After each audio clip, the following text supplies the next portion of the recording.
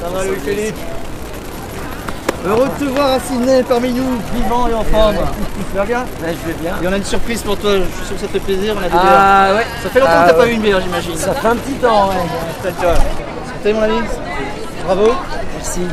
Est-ce que tu peux te présenter au lecteur du Courrier australien s'il te plaît? Alors je m'appelle Louis-Philippe Lonc, j'ai 41 ans, je suis belge. Je fais des expéditions depuis 12 ans. C'était ma 16e expédition, 6e en Australie, 11e première mondiale. Et j'ai eu la chance l'année dernière d'avoir le prix de l'aventurier européen de l'année. Ce qui m'a permis évidemment d'avoir un peu plus de crédibilité, de sponsors matériels pour réaliser ce projet que j'avais depuis un petit temps. Et voilà, et je suis très content d'être là et d'être revenu. Comment ça s'est passé cette aventure? Ton exploit, c'est une première mondiale? C'est une première mondiale qui a été reconnue en plus par les Australiens, les Tasmaniens évidemment surtout. Donc de faire selon mes 3 règles qui faisaient que ça faisait quelque chose de difficile. Évidemment en hiver, une traversée de la Tasmanie en hiver, mais sans se réapprovisionner en nourriture ni en gaz, en n'utilisant aucune route bitumée classique, on va dire, où un véhicule carrossable peut passer. Et troisièmement, je n'ai fait que dormir sous tente, donc je n'ai pas utilisé une hutte de randonnée spéciale. Donc j'ai relié des randonnées officielles, mais avec de l'off-track, du n'importe où à travers tout. Pourquoi tu fais ça? Qu'est-ce qui se passe? Ouais, c'est un truc de fou ce que tu nous as préparé là. Il y a le challenge évidemment de se dire comme toute personne a des challenges dans sa vie. Moi la première raison c'est de voir des beaux paysages. Je pourrais le faire en réapprovisionnement. Mais il y a l'idée de se dire tiens, c'est le défi quoi. C'est de se dire tiens, c'est très difficile. Est-ce que je vais y arriver? Je crois que c'est faisable. Est-ce que c'est moi qui vais réussir ça? Et voilà, c'est une fable quelque part, on part d'un endroit, on arrive à un autre. Et il y a une fin, il y a une vraie fin. Il y a une fin, mais justement, c'est pas la fin laquelle je pensais, parce qu'il y a quand même un danger, il y a aussi un risque de mort. Donc, t'as besoin de ça, s'il n'y avait pas ce risque, est-ce que ce serait moins savoureux entre guillemets? Disons que c'est une des expéditions les plus risquées que j'ai faites. J'ai besoin du risque, mais pas toujours. Donc il y a des expéditions beaucoup moins risquées, mais celle-ci évidemment, l'hiver, le froid, la chaleur, même s'il y a de l'eau partout, comme je suis très lent avec le poids du sac à dos au départ de 62 kg, j'ai du mal à accéder à l'eau parce que ça prend du temps et donc je dois aller jusqu'après le soleil parce qu'évidemment les journées sont très courtes et on essaye de trouver de l'eau parce qu'on en a besoin pour se chauffer, faire le repas du soir et le repas du matin. Donc oui, il y a plein de difficultés et l'idée c'est de gérer tout ça. Est-ce qu'on est toujours bien préparé ou il y a des imprévus qui sont impossibles justement à... Ça fait partie justement de l'aventure, c'est-à-dire que on est préparé à plein de choses et puis les imprévus, il faut faire face. C'est les risques qu'il faut gérer. Donc, il m'est arrivé plein de trucs. Donc déjà, évidemment, en constance, ce que je savais, c'est que le poids du sac à dos allait être un problème parce que ça fait mal tout le temps. Et comme je suis en hiver et que l'hiver il fait froid et très très humide en Australie, je ne peux pas m'arrêter beaucoup. C'est-à-dire que mes pauses, c'était 5 minutes, le temps de manger un truc, prendre une photo, regarder un point GPS. Parce que sinon, je prenais froid. Ouais, parce qu'ici on est à Sydney, il fait bon. Il fait super beau, mais si j'ai la doudoune, il fait en moyenne entre moins 5 et plus 5 et avec le vent et dans la montagne, on est descendu à moins 15. Le grand danger, rester immobile, c'est pour le corps, pour la tête, pour les deux? Pour les deux, d'abord pour le corps qui aura une influence sur la tête et inversement, c'est-à-dire que si j'attrape froid, je vais perdre plus de calories. Et ma nourriture est évidemment limitée. Je n'avais entre guillemets que 30 kilos. C'est beaucoup 30 kilos, mais 30 kilos en finalement, j'estimais 40 jours. En 52 jours, il a fallu sacrément rationner à la fin. Donc quand on parle de ration, on parle de plusieurs centaines de grammes par jour. On parle de la dernière semaine, une moyenne de 400 grammes par jour. Le dernier jour, 50 grammes. On parle du repas du soir, la dernière semaine, qui consistait à se chauffer un verre d'eau et de manger une aspirine ou deux, histoire d'avoir un petit quelque chose en plus. Et puis l'aspirine soulageait quand même un peu la douleur et permettait d'essayer quand même un peu de m'endormir, quoi.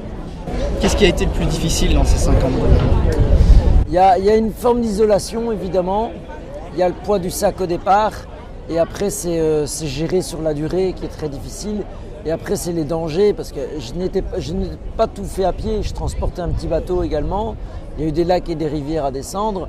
Et avec la fatigue, on fait des erreurs.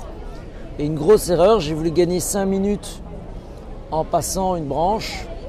Accident, et j'ai réussi à m'en sortir. Est-ce que tu as, à des moments, envisagé d'abandonner? Ah, ça, je ne comprends pas pourquoi. L'intention ou l'idée d'abandonner ne m'est jamais arrivée. Et les secours s'inquiétaient pour moi et voulaient que j'arrête.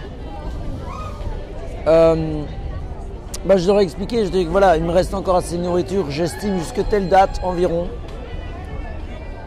Et en fait, ils s'inquiétaient surtout parce que j'avais un tracker sur moi. J'envoyais ma position toutes les 30 minutes, sauf quand je dormais évidemment. Et chaque jour, j'avais l'équivalent d'un tweet, un message, un texto, pour dire voilà un peu la journée, ce qui s'est passé.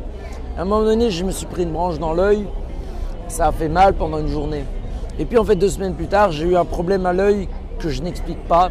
Je voyais des espèces de ronds blancs autour de tout ce qui était blanc. Donc je regardais le ciel à travers la canopée de la forêt, je voyais des espèces de fleurs dans la canopée. Et quand je regardais la crique, je voyais des bulles, mais que d'un œil. Et l'œil était normal, donc ça, en même temps c'était trouble. Et on ne sait pas ce que c'est. Donc ça, j'ai eu une petite allergie à quelque chose. Soit c'est une araignée qui m'a mordu et qui a créé cette espèce d'inconfort.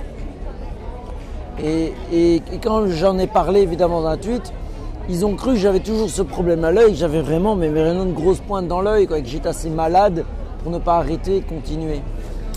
Et en plus, ils voyaient bien que je devais maigrir avec telle durée. Et puis ils ont dit que j'avais encore la tête allait encore bien, quoi. Et oui, eux s'inquiètent, mais bon, finalement, donc on a discuté de nos plans et pensaient aussi que j'allais terminer l'expédition par une chaîne de montagnes difficile, alors que j'ai terminé par un chemin de rando facile en été. Mais à part qu'en hiver, il est à moitié sous eau, dans la boue.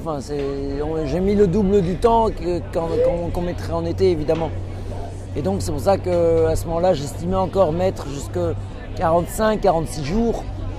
Et que, avec la difficulté, la fatigue complètement qui s'accumulait, 52 jours, ce qui est ma plus longue expédition, la plus éprouvante de loin également.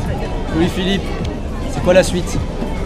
La suite, il y a... Tu vas t'embêter en Belgique, c'est quoi la suite ? Non, je ne vais pas m'embêter, je vais d'abord commencer par revoir la famille, évidemment.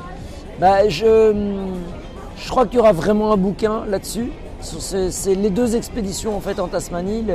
J'ai vraiment l'intention d'avoir c'est un nouveau challenge d'écrire mon premier bouquin.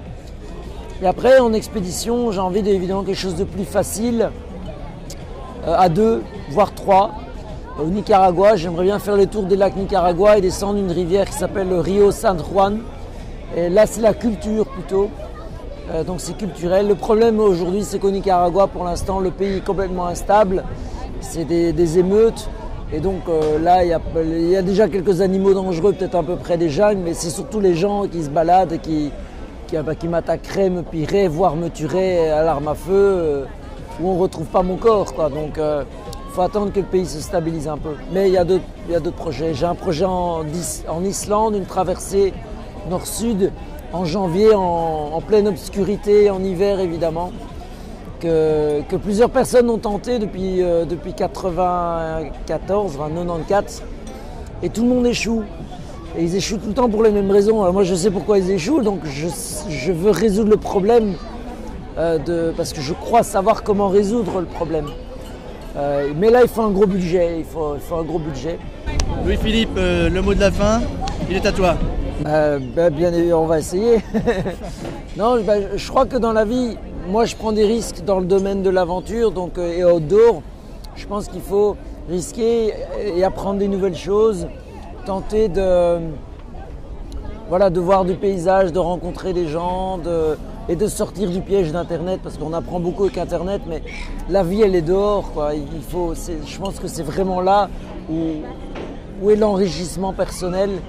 C'est voir des choses, rencontrer des gens, c'est ces vraies connexions. Et je pense que ça c'est essentiel, parce qu'on le perd évidemment, mais il faut le récupérer.